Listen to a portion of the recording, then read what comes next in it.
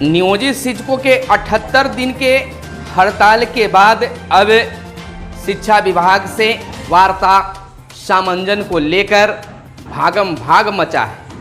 निवेदन प्रार्थना किया जा रहा है कि आप हमसे वार्ता कर लें, कहें भी तो क्यों नहीं।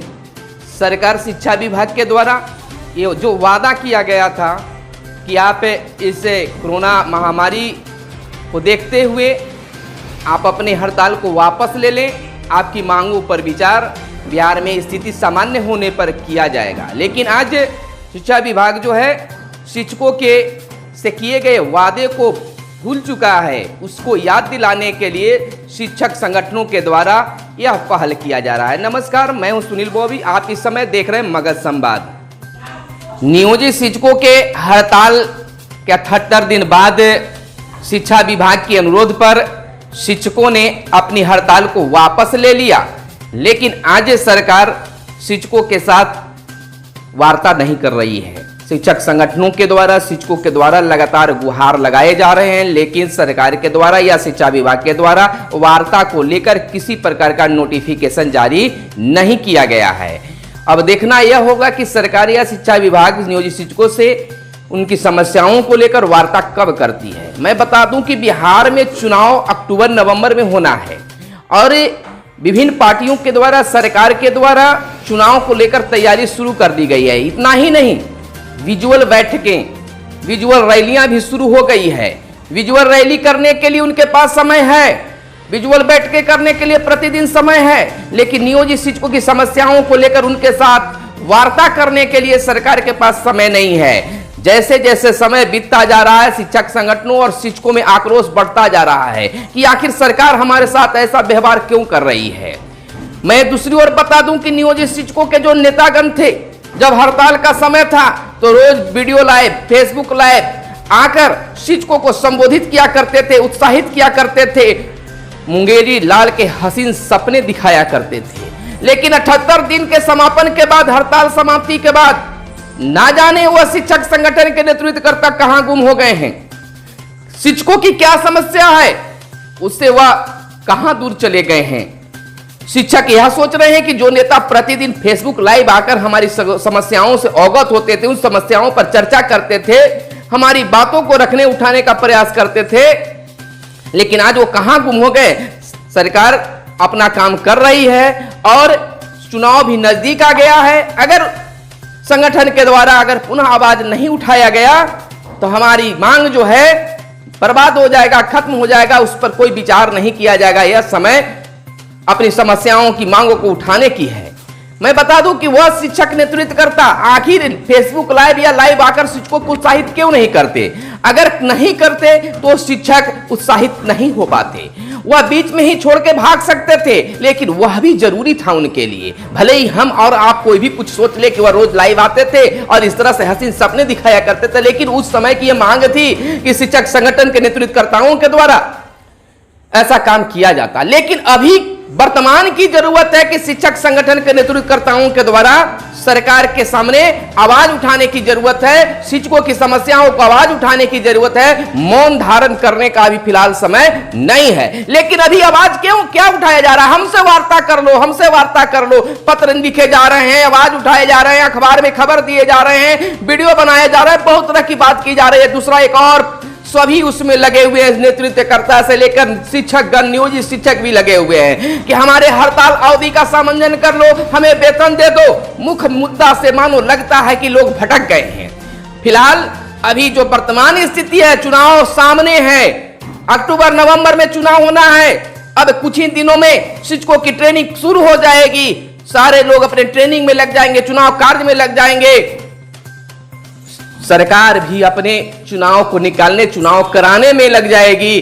फिर शिक्षक की समस्याओं का क्या होगा। यही समय है कि सरकार पर दबाव बनाया जा सकता है। दबाव क्या, उन्हें याद दिलाया जा सकता है कि आपने वादा किया था कि स्थिति समान होने पर आपकी समस्याओं पर हम वार्ता करेंगे, हर संभव यथासंभव हम आपकी समस्याओं को सुलझाने का प्रयास करेंगे। यह सोचनी चाहिए। लेकिन वह विजुअल रैली और विजुअल बैठक करने में शायद भूल गए हैं। तो शिक्षकों को यह जरूरी है कि उनको पुनः याद दिलवाया जाए कि आपने हमें वादा किया था। उस वादा को पुनः याद दिलाने की जरूरत है। सरकार भी जो है यह सोच रही है, कोरोना को जो लेकर आया, कोरोना सरकार के लिए एक वरदान साबित हुआ। कोरोना के लहर में शिक्षक की समस्याएं जो है बह गई शिक्षकों को। लेकिन एक बात ये जरूर है कि जब भी शिक्षा विभाग के द्वारा पत्र निकाला जा रहा है, उसमें लिखा जा रहा है, कहा जा रहा है कि शिक्षा विभाग के अनुरोध पर नियोजित शिक्षकों ने, माध्यमिक शिक्षकों ने अपनी हड़ताल को वापस लिया है। यह एक शुभ संकेत और एक सकारात्मक बात कही जा सकती है कि शिक्षा विभाग के मन में यह जरूर है कि हमारे अनुरोध पर शिक्षकों ने हड़ताल को वापस लिया है। उनके द्वारा पत्र निकाले जा रहे हैं, लेकिन उस पत्र से इस तरह का सामंजन को लेकर पत्र निकाला जा रहा है, निकलवाया जा रहा है, लेकिन उससे शिक्षक शायद संतुष्ट नहीं है। हर जिला में अलग अलग तरह के सामंजन का डेट निकले हुए हैं। शिक्षा विभाग को ही चाहिए था कि हर विभिन्न जिलों के लिए एक साथ वहां से पत्र निकाले या शिक्षक संगठनों से वार्ता करके किस तरह से उसका सामंजन किया जाए, लेकिन वह शिक्षा विभाग सभी शिक्षक संगठनों को दरकिनार कर खुद ब खुद पत्र निकाले जा रहे हैं। लॉकडाउन का वेतन मिला, लेकिन सामंजन जब तक नहीं हो पाएगा तब तक नहीं मिल पाएगा, यानी कि नवंबर के बाद ही वेतन मिलने की संभावना है।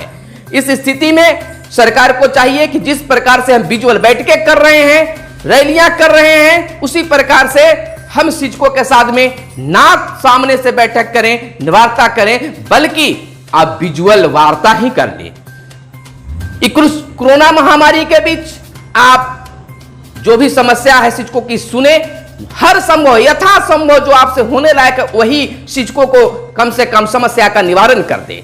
शिक्षकों की मांग क्या है? हमें राजकर्मी का दर्जा दे दे। राजकर्मी का दर्जा देने में कोई आर्थिक संपत्ति का लॉस नहीं हो पा रहा है, बाद में उसका हो सकता है, लेकिन फिलहाल अगर राजकर्मी का दर्जा दे दे तो शिक्षकों में एक उत्साह बन सकता है।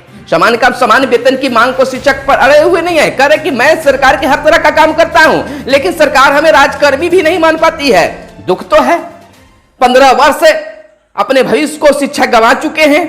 जहां आज कहा जाता है कि भविष्य निर्माता है शिक्षक, लेकिन शिक्षकों का भविष्य ही गर्त में दिख रहा है। आखिर चिंता क्यों न करें, क्योंकि उनका भी परिवार है, उनका भी लोग हैं, उनका भी अपना भविष्य है। तो भविष्य बनाने वाले को ही बिहार के शिक्षकों के, बिहार के नियोजित शिक्षकों के पास में समस्या है। सरकार को सोचनी चाहिए कि भविष्य निर्माता शिक्षकों को भविष्य को गर्त में जाने से बचाने। 15 साल नियोजित शिक्षक अपने इस शिक्षा विभाग को दे चुके हैं और अब तक उनको कोई खास नहीं, 20,000, 25,000, 29,000 तक शिक्षकों को वेतन मिल रहे हैं। आज महंगाई भी इतना चरम पर है कि उस 25 से 30,000 जो मिल रहे हैं वो भी कोई खास नहीं हो पाता है। रही बात पैसे की नहीं, बल्कि शिक्षक को राजकर्मी की दर्जा के लिए है। तो तमाम नेतृत्वकर्ता कि इस वर्तमान स्थिति में यह काम बनता है, कार्य बनता है, कर्तव्य बनता है कि सरकार को पुनः याद दिलाएं कि आप हमसे वार्ता करें और हमारी जो मुख्य मांगे हैं उसको सोल्व करें, निवारण करें, क्योंकि चुनाव सामने है। फिर चुनाव का अधिसूचना जारी होने पर आप कुछ भी नहीं कर सकते हैं, हम लोग कुछ नहीं कर सकते हैं। वो याद दिलाओ, शिक्षा विभाग को भी चाहिए, मांग करते हैं शिक्षा विभाग से कि नियोजित शिक्षकों की समस्याओं को लेकर वार्ता करें और यथासंभव उसका निवारण करें।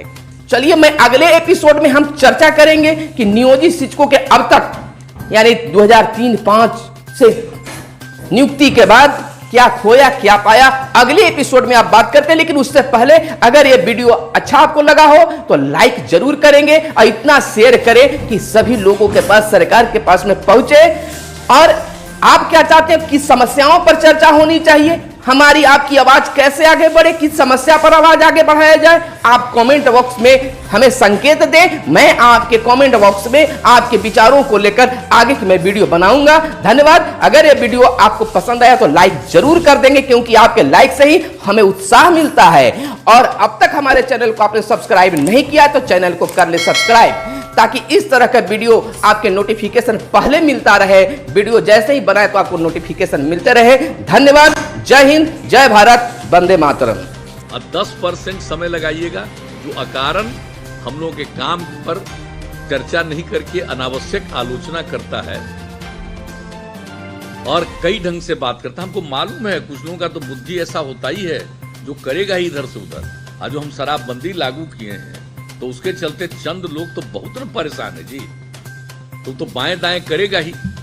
और उस तरह के धंधेबाजे लोगों को जानते हैं माल कितना है, तो सब लोग जो परेशान हैं और कुछ लोग ऐसे हैं पढ़े लिखे लोग जो अपना पीते रहे उनको बड़ा तकलीफ, वही क्या कर दिया। अरे तो बापू ने तो कहा था, राष्ट्रपिता ने, शराब बंद होना चाहिए, कितनी बार कहा है उन्होंने आजादी की लड़ाई में भी।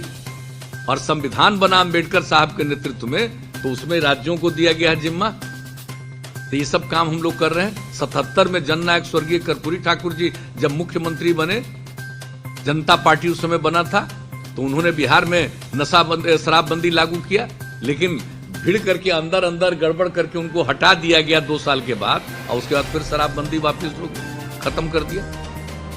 हमको हमारे सामने महिलाओं ने जब कहा, हम तो करते रहे, कोशिश करते रहे। जब महिलाओं ने कहा, हमने वचन दे दिया कि ठीक है अगली बार आएंगे तो कर देंगे 15 में, और जैसे ही आए देखिए